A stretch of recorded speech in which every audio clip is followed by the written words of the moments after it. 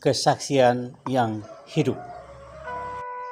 Halo sahabatku, saudaraku yang terkasih di dalam Kristus.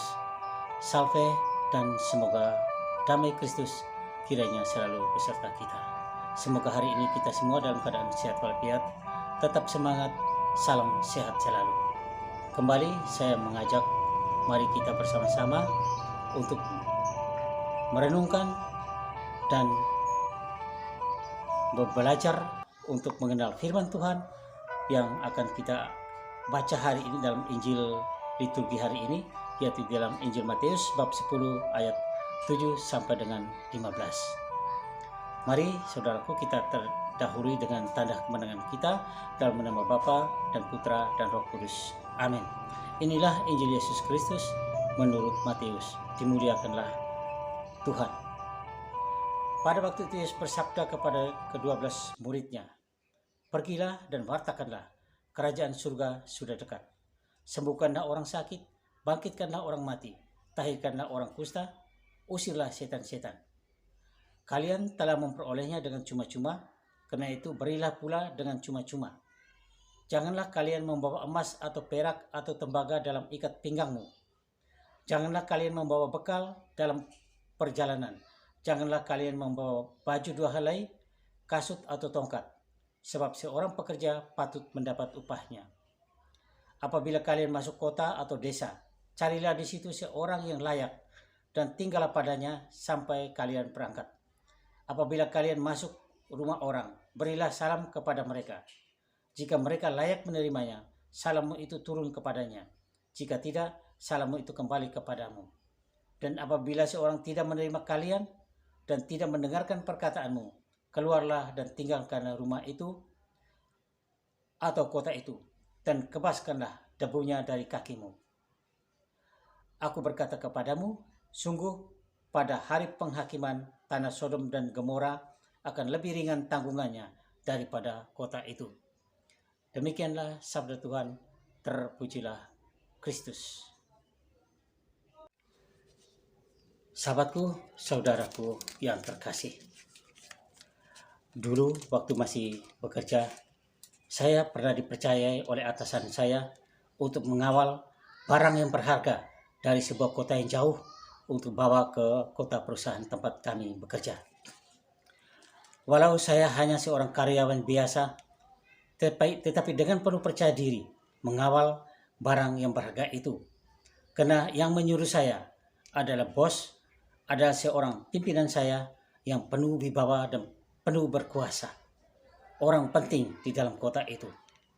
Dengan modal nama bos saya, nomor teleponnya, dan juga nasihat-nasihat yang diberikan kepada saya dengan mantap mengawal tanpa ragu dan sampai di kota dengan selamat. Kita melihat hari ini di dalam Injil Matius juga menceritakan Yesus mengutus ke-12 muridnya untuk pergi mewartakan kerajaan surga. Berdasarkan ayat-ayat sebelumnya, yaitu Matius bab 10 ayat 6-7, kita tahu bahwa Yesus mengutus murid-muridnya secara khusus kepada domba-domba yang hilang dari bangsa Israel. Maksudnya, sasaran utama karya Yesus adalah bangsa Israel. Karena bangsa Israel adalah bangsa pilihan Allah sendiri, sesuai dengan nubuat Nabi Yeskiel bab 34 ayat 16 dan ayat 23. Sebagai bukti, Allah tidak mau meninggalkan bangsa pilihannya, yaitu bangsa Israel, walaupun mereka tegar tengkuk, tapi karena mereka adalah bangsa pilihan Allah. Itu tidak berarti bahwa Yesus tidak berkarya hanya bagi bangsa Israel dan bukan untuk bangsa-bangsa lain. Tidak. Buktinya, Yesus juga menyembuhkan hamba seorang perwira Romawi. Dia seorang non-Yahudi. Baca di Matius bab 8 ayat 5 sampai dengan 13. Yesus juga mengusir setan dari orang Gadara, non-Israel. Baca di Matius bab 8 ayat 28 sampai dengan 34. Demikian juga Yesus menyembuhkan putri seorang wanita Kanaan di Matius bab 15 ayat 21 sampai dengan 28. Para rasul diutus dengan tugas pokok dan jelas tugasnya itu, yaitu bahwa mewartakan kerajaan Allah sudah dekat. Bahkan tanda-tanda hadirnya kerajaan surga sudah semakin nyata, sudah dekat dengan jangkauan tangan.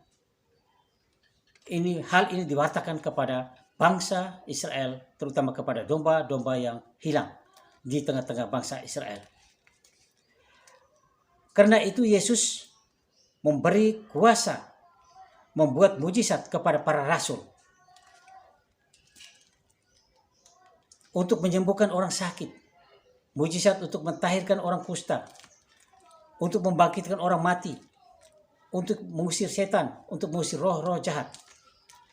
Semuanya ini dengan tujuan supaya para murid bukan hanya mewartakan kerajaan Allah sudah dekat dengan kata-kata kosong, dengan kata-kata hampa, tetapi juga dengan perbuatan-perbuatan yang nyata, yaitu dengan kuasa mujizat. Mereka mengusir setan, mereka menyembuhkan orang sakit, dan membangkitkan orang mati. Kuasa ini diberikan kepada Yesus kepada para muridnya dengan cuma-cuma. Maka Yesus pun mengharapkan para murid untuk membagikan rahmat Allah, kasih karunia Allah ini kepada orang yang mereka jumpai dalam pewartaan mereka, kepada mereka yang mau membuka hatinya untuk menerima pewartaan mereka, juga diberikan dengan cuma-cuma, dengan gratis.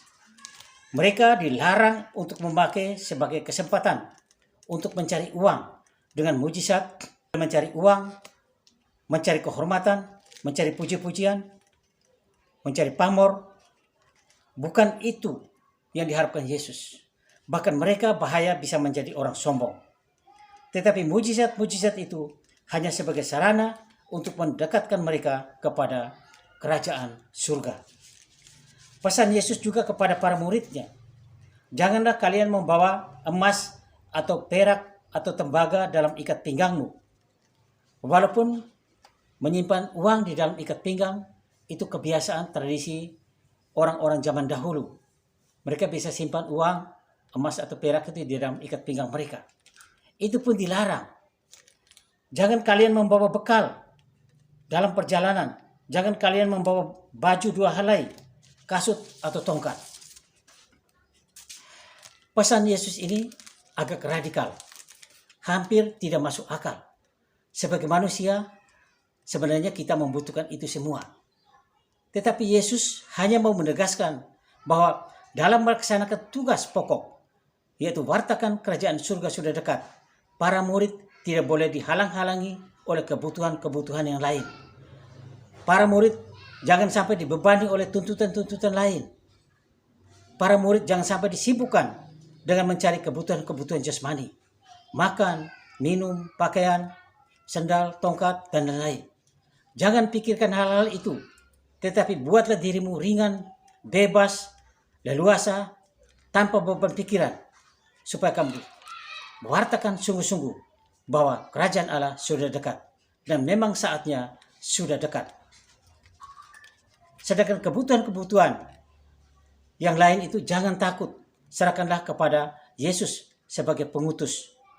Jangan andalkan kekuatan dunia ini apapun, tetapi andalkanlah kekuatan satu-satunya, yaitu ada di dalam Yesus Kristus.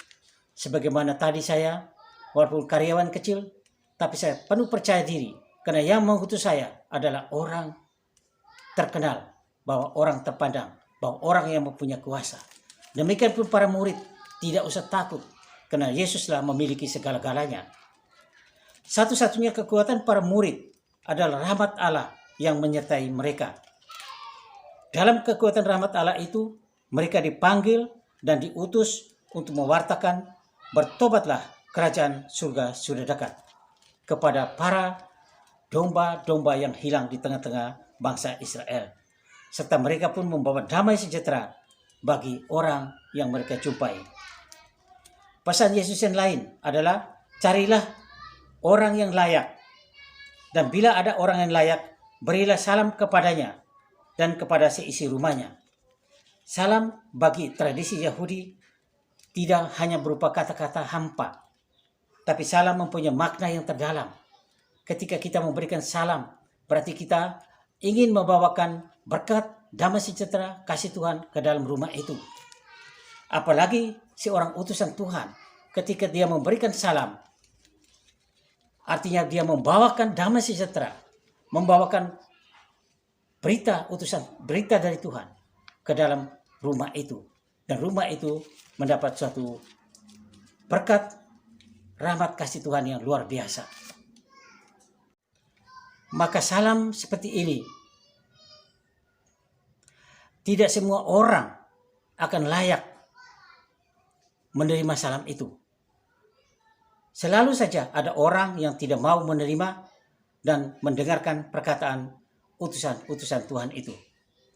Kalau demikian keadaan, Yesus berpesan dengan tegas, jangan ragu-ragu, tinggalkan rumah itu dan kotanya dan kebaskanlah debu dari kakimu. Ini sebuah peringatan yang sangat keras. Kenapa? Sebab kerajaan surga yang diwartakan kepada mereka adalah sebuah tawaran bebas, bukan sebuah paksaan.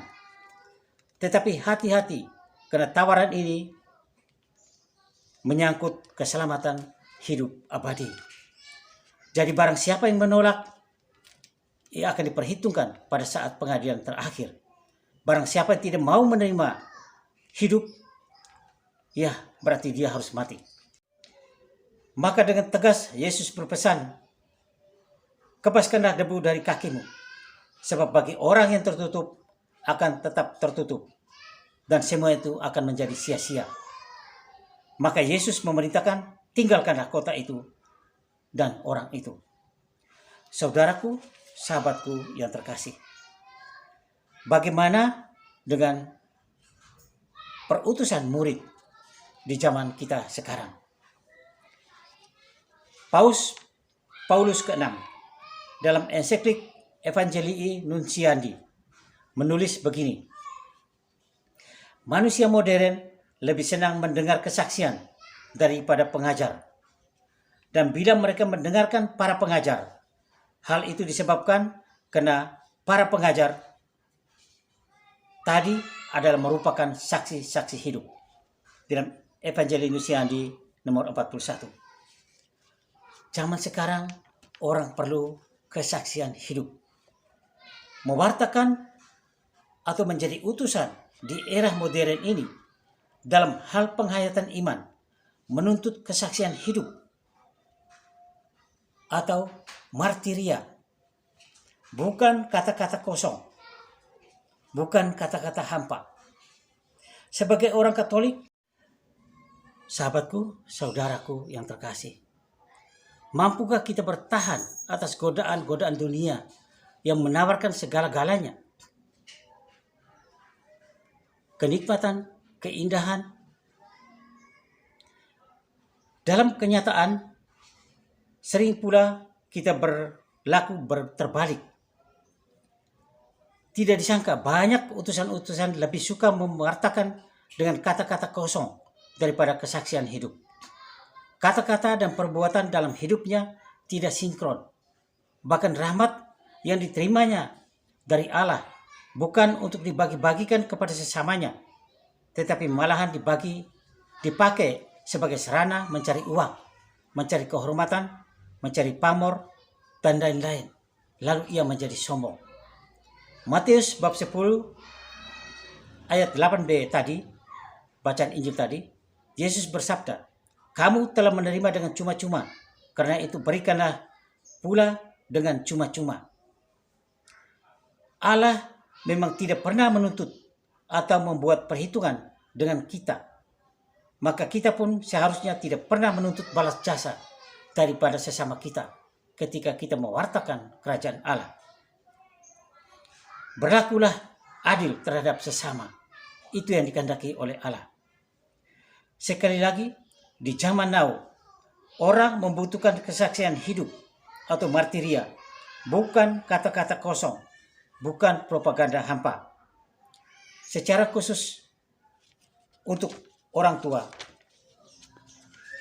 oleh Paus Yohanes Paulus II menulis begini: orang tua bertugas memberikan kesaksian hidup dan secara efektif mengantar anak-anak ke dalam pengalaman yang hidup mengenai Kristus dan gerejanya.